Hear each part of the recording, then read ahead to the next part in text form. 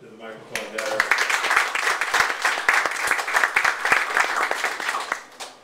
Thank you so much. I want to thank Expressions of You. This one of I was looking at the pictures in the back, and probably one of my favorite memories of being in Louisville is when Cornel West was here. And like he spent the night with us in here. And I tell people across the country that story. So this place has a lot of memories for me. I'm glad like this is like the first event where I can say I'm the campaign manager. And it's good to be out with all of you all.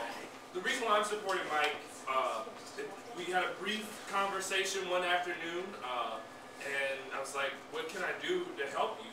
Is because I see the energy that I saw in 2008 when we elected Barack Obama, in Mike as a candidate.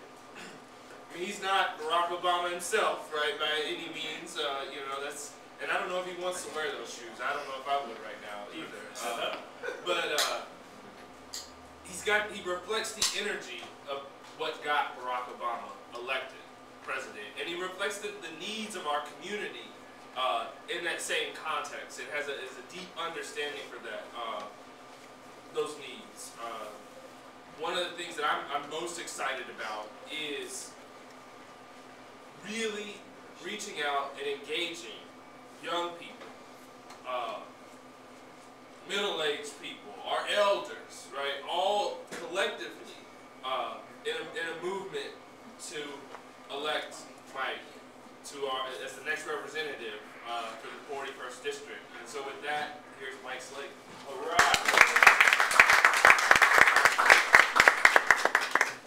Thank you, Perry, and thank you to James and Camille for having us here. This is wonderful. I'm trying to get this a little bit lower since I'm not quite as tall as Perry or Barack for that matter. My name is Mike Slaton, and I am running for state legislature, District 41. There's a map of it here. It stretches from 26th Street in the west to Westport Road and Hubbard's Lane in the east, with some big gaps cut out of it, but you know, all these districts look kind of strange. I grew up in and around the eastern part of the district, went to Holy Spirit grade school, went to high school in the middle of the district at St. Francis, and live in Phoenix Hill now. I'm running because I think that government can and should and must play an active role in helping to improve the lives of individuals and to strengthen our communities. And I think all too often that is exactly the opposite of what it does. I'm going to be doing a lot of listening. I want to listen and talk to everybody here about what the issues that you're concerned about are, but I want to just briefly talk about a couple of the main things that I'm concerned about. One of the first thing is the intersection of public health and the environment.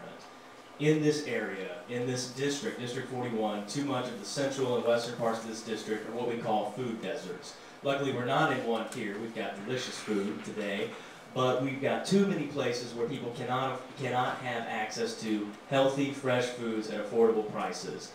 You go other places, we have that. But here in the middle part of this district, in the western part of this district, we don't have fresh food, healthy food available, and it takes a toll on our bodies and our neighborhoods.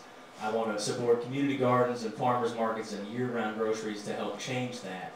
I'm also concerned about the environmental degradation of this area when we talk about the chronic flooding we see. Every time it rains, we have a flood. We can't control whether or not it rains, but we can do things to mitigate whether or not it floods, and if it's flooding from our combined sewer system and creating a massive health risk. One of the other areas that I'm concerned about and I'm very passionate about is criminal justice reform, prison reform, and changing the way we deal with the drug problem in our community. Drug addiction is a mental health problem. It's a mental illness. It's not a crime. It's a mental illness that leads to crime time and time again, but first and foremost, it's a mental illness, and we need to address it as a disease, not as a crime. Otherwise,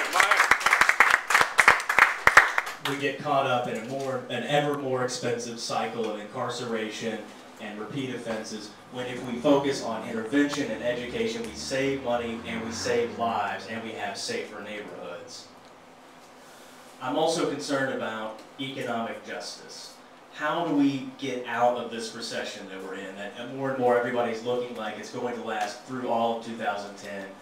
how do we get people involved in helping to answer the question, how do we get families back on their feet?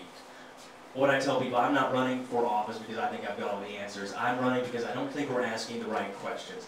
I don't think we have the right perspective. I think we have a very conservative mentality in Frankfort that makes laws for people who are middle income, middle age, middle class, and able-bodied, and own their own home or are paying off their own home and have a good job and don't really have all these other things that so many of us have to deal with. We don't make laws taking into account people who have disabilities. We don't make laws taking into account people who are seniors. We don't make laws taking into account people who are caretakers for young people, grandmothers who are raising children who don't have parents. We don't take all these perspectives into account when we make laws, and I want to change that. I'm committed to economic and social justice for all people. That's pretty much what I'm about in a nutshell. The sort of the fourth piece there is just investing in social services again. That's the first thing that gets cut time and time again. And it's not only morally indefensible, it's just monumentally stupid. Every dollar we invest in social services saves us so much money down the road. When we invest in our working families, we strengthen our tax base, and we reduce the very need for those services in the first place. And there's no better social service program than good education and good jobs. And I think we need to get people involved. We need to understand what are the challenges that people have? What are the challenges that you have creating a business? What are the challenges you have looking for a job? We need to bring that perspective to Frankfort and not just be making answers over there that apply everywhere.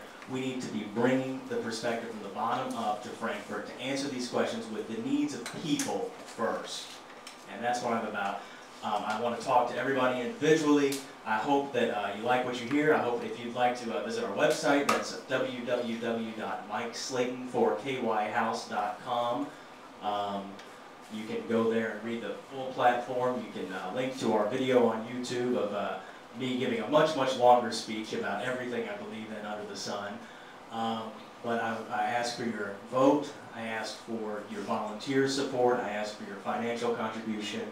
And I ask you to bring me, give me a chance to talk to your neighbors, your friends. You know, we're going to knock on a whole lot of doors between January and May. And it's one thing to talk to somebody at the doorstep, but it's another thing to be invited in to somebody's home and have them have invited a friend in as well and get a chance to communicate like we are here. And I'm so thankful for James letting me be here today and partake in great food and great friendship. And thank you very much.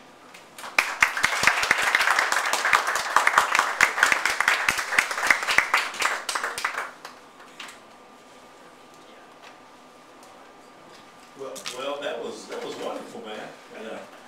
All the questions I was going to ask you, you summed it up for me. So you got my vote. Are there any questions from the audience?